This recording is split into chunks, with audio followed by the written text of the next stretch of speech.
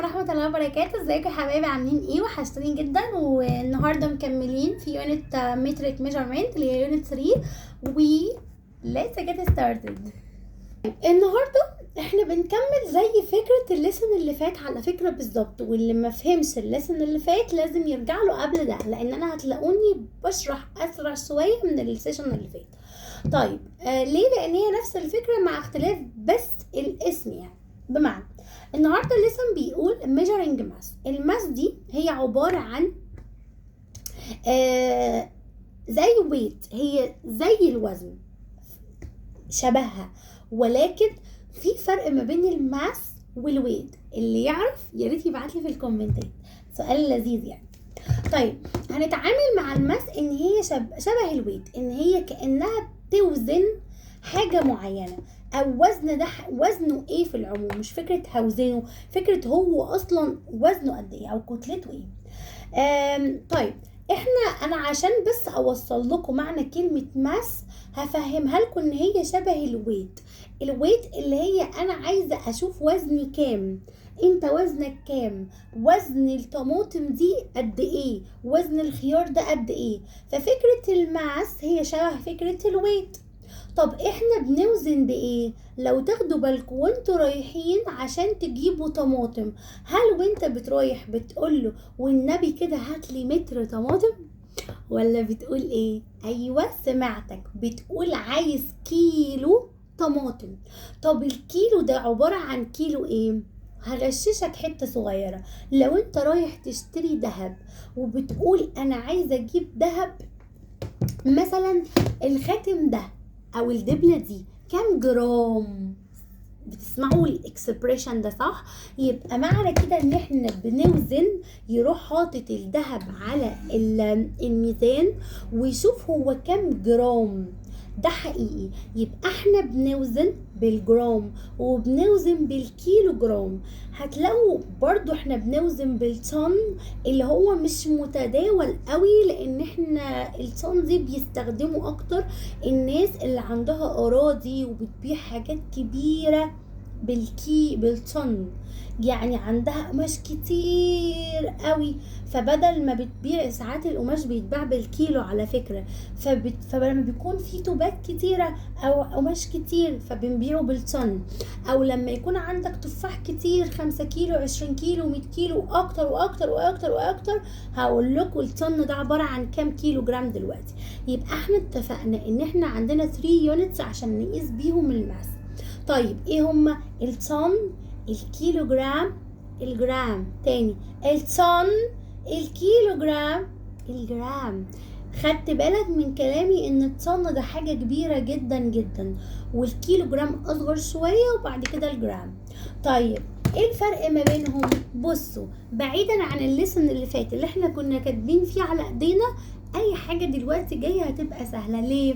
اي حاجة هقولها لك جاية دلوقتي هي عبارة عن thousand. انا كنت بقول للاولاد عندي يوم لما تحتار حط 1000. لا طبعا بهزر، مش كده، بس هي الفكرة. احنا هنوزن ازاي؟ ال1 طن ده عبارة عن كام كيلو جرام؟ ال1 طن عبارة عن 1000 كيلو جرام.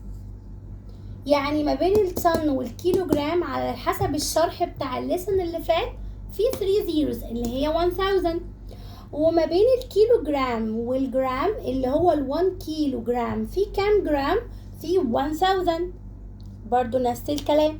عشان كده هتلاقوا الليسن ده والليسن اللي جاي كلهم اسهل، لان هو ما فيهاش فكرة 0 2 0 3 زيروز زي الليسن اللي فات ده.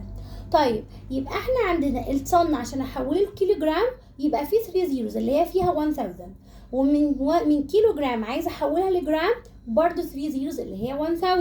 يلا كده نشوف الاسئله بتيجي ازاي. وطبعا قبل ما نشوف الاكزامبل احنا فاكرين فكره ان الطن عشان يبقى كيلو جرام يبقى هو عمال ايه؟ يصغر، يبقى انا هحط 3 زيروز.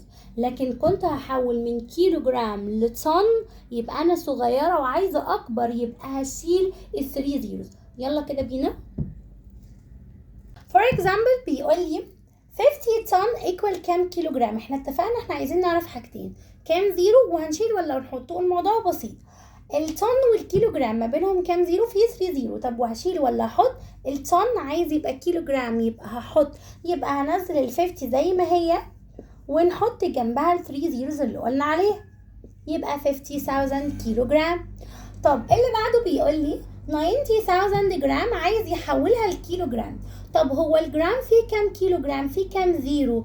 اتفقنا ان الجرام والكيلو جرام ما بينهم 3 زيروز. طب هشيل ولا احط؟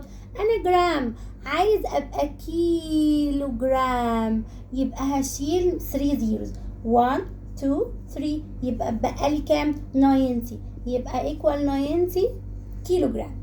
طب السؤال اللي بعده بيقول لي 600,000 كيلو جرام ايكوال كام طن؟ ما بين الكيلو جرام والطن في كام زيرو؟ 3 زيروز. طب هشيل ولا احط؟ انا دلوقتي كيلو جرام عايز ابقى طن، يبقى هشيل 3 زيروز عشان صغير عايز يكبر، يبقى لي 600، يبقى ايكوالز 600 طن. طيب 72 كيلو جرام ايكوال كام جرام؟ طيب انا عندي من كيلو جرام للجرام في كام زيرو؟ في 3 زيروز. طب هشيل ولا احط؟ بالعقل هو مفيش حاجه تتشال، بس برضو الكيلو جرام عايز تبقى جرام، يبقى هحط، يبقى انزل 72,000. اخر سؤال واللي هتتلخبطوا فيه دلوقتي حالا، لو انا قلت لكم 4 طن ايكوال كام جرام؟ ما بين الطن والجرام في كام زيرو؟ اسمع الشاطر اللي هيقول. سايبالكوا 3 ثواني بس. طيب حاسه كده انا سمعت انسر حد بيقول ما بين الطن والجرام 6 زيروز. ليه؟ اصل من الطن للكيلو جرام 3 زيروز، ومن الكيلو جرام للجرام 3 زيروز، يبقى عشان انط من الطن اوصل للجرام عديت على 3 زيروز و3 زيروز، يبقى 6 زيروز. ومن هنا طبعا الطن عايز يبقى جرام، فهحط عليه 6 زيروز، يبقى 4 وجنبها 1 2 3 1 2 3، يبقى 6 زيروز اهو، اللي هي equal 4 مليون جرام. another example بس بقاعدة جديدة يعني. اول سؤال بيقول لي 17,345 جرام، بيقول لي الكلام ده ايكوال كام كيلو جرام وكام جرام، يعني كأنك بتفصصيها. هي نفس الفكرة ان انا عايزة احول من جرام لحبة كيلو جرام وحبة جرام. قلت له طب ثواني، هو من الجرام للكيلو جرام في كام زيرو؟ برضو اتفقنا 3 زيروز، الليسن كله النهارده ما بين كل واحدة والتانية يعتبر 3 زيروز. طيب من جرام لكيلو جرام قلنا 3 زيروز، هنشيل ولا هنحط؟ انا صغيرة وعايزة ايه؟ اكبر، يبقى انا هشيل. طب هشيل 3 زيروز ازاي؟ هشيل 3 digits 1 2 3، يبقى بقى لي ايه؟ 17، يبقى هكتب هنا 17 كيلو جرام. طب والجرام هكتب فيه ايه؟ اللي احنا شلناه او المتبقي بمعنى اصح، اللي هي ايه؟ 345، يبقى ايه؟ and 345 جرام.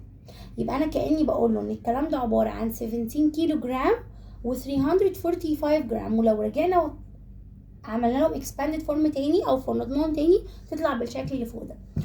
طيب next بيقول لي 2008 كيلو جرام equal كام طن وكام كيلو جرام؟ قلت له لحظة، هو انت عايز تحول من كيلو جرام لطن، يبقى انا هشيل. طب انا هشيل كام زيرو؟ اتفقنا 3 زيروز، يبقى هشيل 1 2 3 عشان اشوف المتبقي كام واكتبه في الطن، يبقى هنا كام؟ 2، يبقى equals 2 طن. طيب هنا هكتب ايه؟ والله المتبقي اللي هو يعني احنا شلناه، هكتب، هل يا ترى هكتب 008؟ مفيش حاجه اسمها كده، اذا كان احنا قلنا الزيرو على الليفت زي الزفت، يبقى هنا ايه؟ هكتب 8 بس. وبكده انا فعلا بقت 2 طن and 8 كيلو جرام اللي هي 2008. اخر سؤال بيقول لي 7 كيلو جرام and 13 جرام، عايز يحولها يجمعها لي كام جرام؟ هنا العكس، عكس اللي فوق ده لو تاخدوا بالكم. طيب انت عايز تحول من كيلو جرام لجرام، يبقى في ما بينهم كام زيرو؟ 3. طب هنشيل ولا هنحط؟ اوريدي طبعا هنحط، لان من كيلو جرام عايز يبقى جرام، يبقى انا هحط 3 زيروز، يبقى انا ال7 دي هحط جنبها 3 زيروز، حطيت فوقيها علشان لسه ما كملتش. قال لي 13 جرام، كده كده هي جرام فمش هعمل فيها حاجه ولا هزود حاجه. طب هنا 7000 وهنا 13 على بعض كده يبقى هتبقى كام؟ 7013. طب حد خد باله انا حطيت الزيرو ليه؟ ايوه سامعاك، علشان تبقى الفاميلي كامله، يبقى ال7 في الفاميلي بتاعت ال1000 ومتبقي هنا 13 دي 2 ديجيتس بس، يبقى حطيت زيرو عشان تكمل الفاميلي، يبقى 7013. طب اللي ما بيعرفش يعملها بالشكل ده يعمل بلس، ones مع الوانس يطلع 3، tens مع التنس يطلع ال1 والزيرو ينزل وال7 تنزل، برضه هتطلع معانا 7013. another example بيقول لي نفس فكره الليسن اللي فات، برضو انا عماله اقول لك الليسن اللي فات عشان لو انت مش ذاكرتش الليسن اللي فات تروح بسرعه على الفيديو اللي قبله. طيب هنا بيقول لي 6080 جرام، عايز يقسمها كفكره البار موديل، يقسمها لكيلو جرام وجرام. برضو نفس الفكره، من الجرام للكيلو جرام في كام زيرو؟ في 3 زيرو. ماشي. طب اشيل ولا احط؟